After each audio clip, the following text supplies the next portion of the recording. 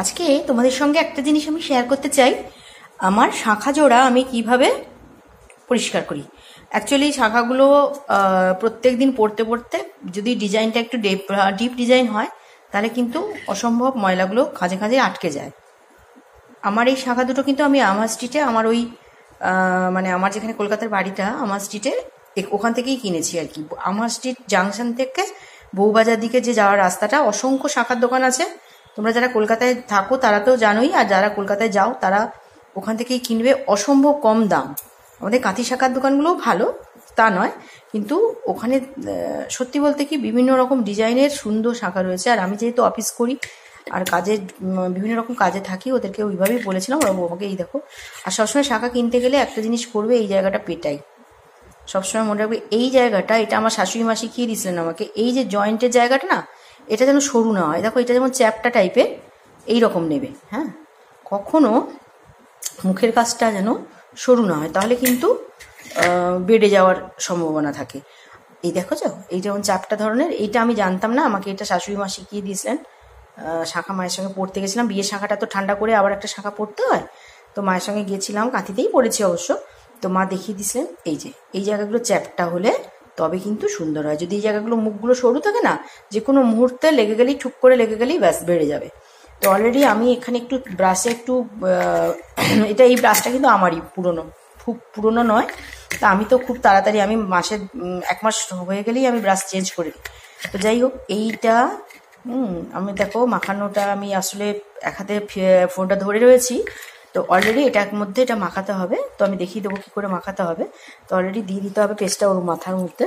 আর যেটা হচ্ছে যেটা বলার, যখন শাখা তোমরা ঠান্ডা করবে, মানে যখন করবে, তখন কিন্তু অবশ্যই মাথায় একটু ঠেকিয়ে নিও। আর মাথায় ঠেকিয়ে নিতে হয়, হাতে পলাটা পরে নেবে, ঠিক আছে? লোহাটা তেমন থাকবে, হাতে 2 হাতে যেন পলাটা থাকে। এগুলো ওয়াশ করার পর তারপরে পলাটা ওয়াশ করবে। তো আমি এটা মাখিয়ে দিচ্ছি উপরে, কারণ আমি এক হাতে ফোন ধরে করতে পারছি না, করে তোমাদের কাছে দিয়ে আসছি। তোমরা যে কোনো পেস্টই তোমরা ব্যবহার করতে পারো, এক্ষেত্রে কোনো অসুবিধা নেই। তোমরা যে কোনো পেস্ট তোমরা যাই ব্যবহার করো রেগুলার বেসিসে, সেইটাই তোমরা ব্যবহার করবে।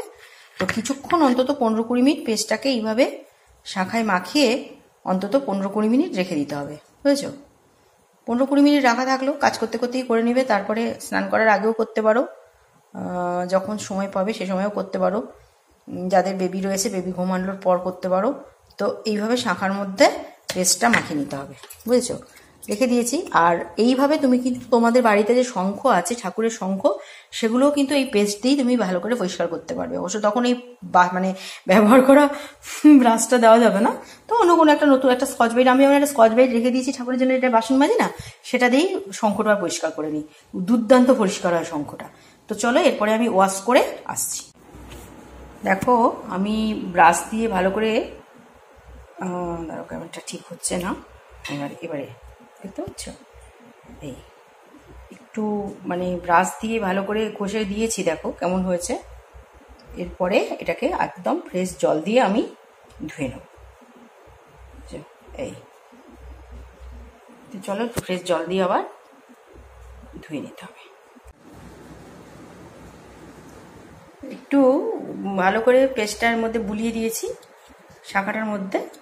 এবারে একদম ফ্রেশ জল দিয়ে ধুয়ে তোমাদের কাছে আসছি। দেখো একটু ফ্রেশ জল দিয়ে ধুয়ে নিয়ে আসছি। শাখা দুটো আমি ক্লিন করেছি, দেখো একদম ঝকঝকে তকতকে হয়ে গেছে। প্রত্যেকটা খাঁজ থেকে ময়লা উধাও, একদম ময়লা নেই। দেখো দেখলেই বুঝতে পারছো, একদম ঝকঝকে হয়ে গেছে। আর যেটা বলার, এই যে শাখা ধোয়া জলটা, এটা কিন্তু তোমরা নর্দমায় বা কোনো সিঙ্কে টিঙ্কে ফেলবে না। কোনো একটা গাছ, বাড়িতে যে কোনো গাছে এই শাখা ধোয়া জলটা ফেলে দেবে। এটা কিছুই না, এগুলো সব বড়দের থেকে শেখা, কিছুই না, শাখা ধোয়া জল তো, এটাকে কোনো গাছে ভাজে দিয়ে দিও।